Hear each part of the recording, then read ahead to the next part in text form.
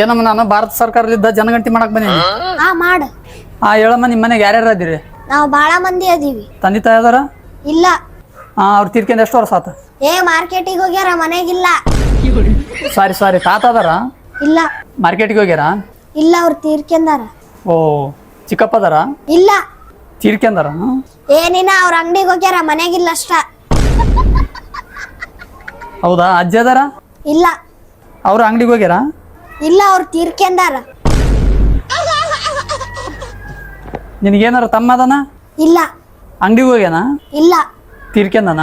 ಏನಿನ ಅವನು ಟ್ಯೂಷನ್ಗೆ ಹೋಗ್ಯಾನ ಅಷ್ಟ, ಮನೆಗಿಲ್ಲ. ಮತ್ತಿನ್ನ ಯಾರದಾರ ಮನ್ಯಾಗ? ಮನೆಗಿನ ತುಂಬಾ ಜನ ಅದಾರ. ದೊಡ್ಡಪ್ಪ ಅದಾರ? ಇಲ್ಲ. ಅಂಗಡಿಗೆ ಹೋಗ್ಯಾರನ? ಇಲ್ಲ.